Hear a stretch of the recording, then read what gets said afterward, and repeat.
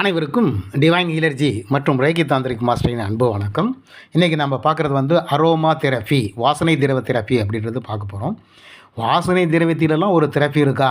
இதிலெல்லாம் வந்து உடல்நிலையும் மனநிலையும் சரி பண்ண முடியுமா அப்படின்னா 100% மற்ற மருந்துகளால் செய்ய முடியுமோ முடியாதோ, இந்த வாசனை திரவியங்கள் என்று சொல்லக்கூடிய சுகந்த வைத்தியத்தின் மூலமாக நம்மளால் 100% உடலையும் மனதையும் எப்படிப்பட்ட நிலையில் இருந்தாலும் ஒரு உயர்வான நிலைக்கு கொண்டு செல்வதற்கு இந்த அரோமா தெரப்பி மிக மிக முக்கியமாக பயன்படுகிறது. இன்னும் உடல்நிலைக்கு மனநிலைன்னு சொன்னால் எமோஷன், முழு உடம்புக்கும் தேவையானது மற்றும் தோல், முடி இவையெல்லாம் இதை சரி பண்ண முடியும். இதெல்லாம் இல்லாமல் டிப்ரெஷன் அப்படின்னு சொல்லக்கூடிய மன அழுத்தத்துக்கு எல்லாத்துக்குமே இந்த அரோமா சிகிச்சை மிக மிக அற்புதமாக வேலை செய்யக்கூடியது. இது உடல் மற்றும் மனம் ஆகிய இரண்டையும் சரி செய்யும்.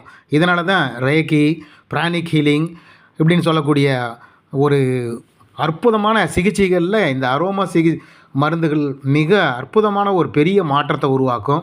இந்த மாற்று முறை மருத்துவத்திலேயே இந்த அரோமா என்பது ஒரு முக்கியமான இடத்தை வகிச்சிட்ருக்குது. இந்த அரோமா சிகிச்சை குறிப்பாக இந்த மருத்துவத்துறையில் இது ஒரு அங்கீகரிக்கப்பட்ட ஒரு அற்புதமான அரோமா தெரப்பி. இது ஆயிரக்கணக்கான வருடங்களுக்கு முன்பே மேலை நாடுகளெல்லாம் இந்த அரோமா தெரப்பியை பயன்படுத்தியிருக்கிறாங்க. கிளியோபெட்ரா காலத்திலேயே இதெல்லாம் வந்து பயன்படுத்தியிருக்கிறாங்க. இன்னும் தற்காலத்தில் வந்து படிப்பு, வேலை, திருமண தடைகள், இன்னும் நம்ம பண கோட்பாடுகள் இவைகளுக்கு எல்லாத்துக்கும் இந்த அரோமா தெரப்பி மிக முக்கியமான பங்கை வகிக்கக்கூடியதாக இருக்கும். கோயில்களுக்குள்ள இந்த அரோமாவை பயன்படுத்தும் போது இந்த அரோமா என்பது நாம் இந்த புனுகு, கோராஜனம், பச்சை கற்பூரம், ஜவ்வாது, சந்தனம் இவைகளெல்லாம் அரோமா தான்.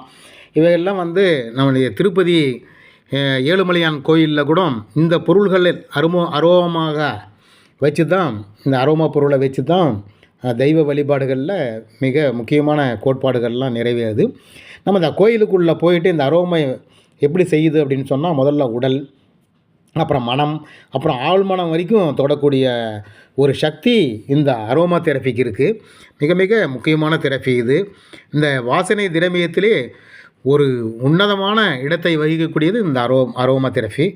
இந்த அரோமான்னு சொல்லக்கூடிய சுகந்த வைத்தியத்தில் பயன்படுத்தக்கூடிய இந்த வாசனை திரவியங்கள் எங்கிருந்து எடுக்கப்படுது அப்படின்னு சொன்னால், இயற்கை பிரபஞ்சம், மலை காடுகளில் இருக்கக்கூடிய இலைகள், மொட்டுக்கள், பூக்கள், பழங்கள், விதைகள், மரப்பட்டைகள், இன்னும் குறிப்பாக ஒரு முக்கியமான வேர்கள் மூலமாகத்தான் இந்த அரோமான்னு சொல்லக்கூடிய சுகந்த வைத்தியத்துக்குரிய இந்த வாசனை திரவியங்களை எடுக்கிறார்கள்.